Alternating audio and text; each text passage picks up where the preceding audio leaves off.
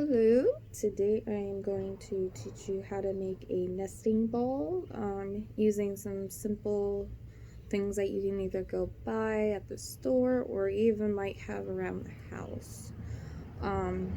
So some of the items that I have here for myself that I'm going to be using is a hay ball feeder for a small animal like a rabbit. I actually happen to just have this one available because my rabbit does not use it well. It makes a mess with it, so I thought this would be great to use. And some other ideas would be to use balls that are made of natural fibers like rotten and twigs. These can be found in the small animals section at like Petco, or even Walmart has them, and PetSmart. You can even order them online from Chewy. Now I will say the balls can be a little bit expensive. They do differ in size, so you could actually find a ball this size to stuff or this small. I've spent anywhere between $3.99 and $8.99 on these. Sometimes you can get them in a pack, sometimes not. This hay ball feeder, now you'd be able to use this more than once. Once the birds empty it, you could refill it again. These I've seen go for anywhere between $1 up to like $8-10. Again, they differ in sizes, but these ones are specifically for small animals. There are a lot bigger ones for like horses and stuff. We don't want those, of course. Then of course, if you don't have a hook to tie it with, like this hay ball feeder already has, or if I want a longer one, you need something, I would say, pretty durable for hanging it with. So I actually have some braided cord here that I'm using. I just happen to have this laying around the house, a lot of it actually. And then the stuff that you're gonna want to stuff it with. So I am a yarn person and a crocheter, and I also happen to have a French Angora. So not everybody will have these same items, but you can use things that you could easily find around your house. So here I have actually French Angora fur from my French Angora that he shed out within the past like 2 months. You can use this. And then something easy would be collecting dryer lint from your dryer and using that. The goal is to give things that are soft, small enough for the birds to grab, and also warm for them to put in their nests to keep the eggs nice and warm. So this is easier to collect, I think, if you don't have some of the other things that I'm going to show you. But I also have the family of 4, so it's easier to collect this as well too. And then some other items I have here. This is actually a newspaper bag I'm using, but snippets of yarn and embroidery floss from projects that I was working on that I can't use for anything else really other than this. And actually I washed a rug of mine and the rug fell apart, so I got all this fiber matted up here that I was able to collect. So if you ever do that, keep it, because it will come in handy. And I have some more of my bunny's fur down here that I cannot use to actually spin into yarn. So I kept that because I was like, well, if I can't use it to spin into yarn, I can at least use it for the bunny, for the birds. And I also still have some more dryer lint in here as well. You just kind of save it wherever you can. I've been saving it in plastic bags, baskets for my fiber, of course. And then I have this long stick here um, that I'm going to use to help push it into this ball, since it's kind of smaller openings, but you can even use it on the big one. But this actually came with some stuffing that I have, in which you can use stuffing in these for the birds as well. I personally won't, because it's, unless it's natural, it's not gonna biodegrade easily. And I want things that are gonna biodegrade easily with the outdoors, because once the bird's done with the nest, it's gonna stay there until it falls out. So you can use this, you can use a knitting needle. I even have one of my crochet hooks to help me push the stuff in. There's really no right or wrong way of doing this. It's kind of just stuff it as much as you can and make it as pretty as you want it to look. Other things you can use would be like, if you can't get to the store to get one of these, or if you don't want to go buy one of these, you can get, if you happen to have a bag of onions, you can use the onion bag, because birds will be able to pull the stuffing and the yarn out from the holes in the onion bag. So again, I'm just gonna kind of start with this bag here that I kind of made up. This was kind of like my bag that I was making for like when I was gonna stuff one of these. You can do this, like I said, you don't have to. And like I said, I have every kind of thing in here. You could even use ribbon. This is ribbon from an old pair of PJ pants that I had, but it got really tattered up, so I just took it out and replaced the ribbon and kept that for this purpose. When you're using scraps of yarn or even like fabric, you want to make sure that they're no more than like 6 inches, but I would even go shorter than that and do like 4 or 3 inches. You want things that are short and easy for the birds to grab and then take to their nests and stuff and make with their nests.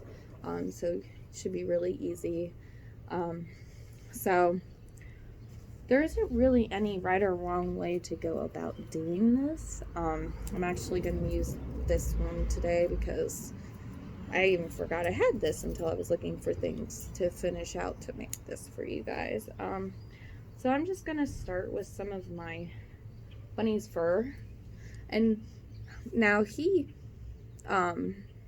eats hay, so you'll find, so this actually has hay in it from him, which is perfectly fine for this, because they can actually use the hay too to make stuff with their nests, like twigs and stuff. Even if you want to go collect twigs, you could stuff twigs in here as well. There's no right or wrong way of doing this. I'm just kind of grabbing stuff and peeling it in here. So I'm taking, so like I said, here was some shredded rug and line fiber. I can't use it anymore on the rug because it came out like this. So I'm just gonna kind of tear it apart a little. You want to stuff it in here. The idea is to really get it full, because you want it to, you don't want it to easily fall out, but you also don't want it to be too hard for the birds to get out. So I'm just kind of like making layers in here. Like I said, there's no right or wrong for this.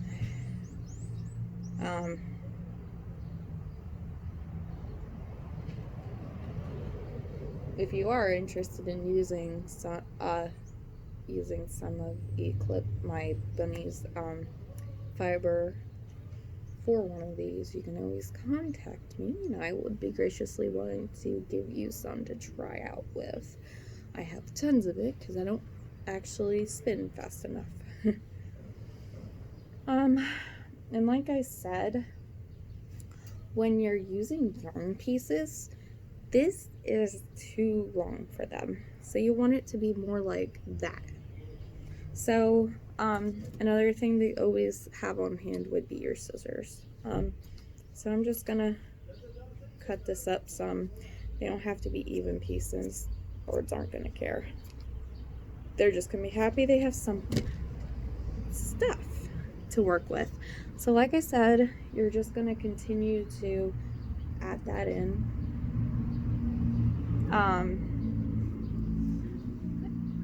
Here I have some shredded yarn pieces. This is actually from a mermaid's hair that I crocheted for a customer, that I have cut out and left over. And like I said, there's no way I would have been able to use this for anything else, but this is very pretty, and I definitely did not want to just get rid of it. So this is a great way to incorporate color into it. Also, you know, you're incorporating color, but you're also giving the birds something. You know, I was looking online too at people who were making instructions for these. Some will say don't use bright colors, some will say use bright colors. Honestly, I've bought these and I've seen them in dark and bright colors, and I've seen them with, like, you know, sparkly yarn in it. If they want it, they're gonna take it. So I'm still gonna just continue to cut up some of this littler stuff I have here, some big pieces as you see. So I'm just taking scissors and cutting it here right in front of you. Can't see it, sorry.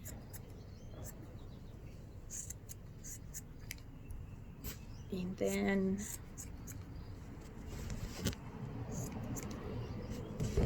I'm going to take it and just stuff it in the ball some more.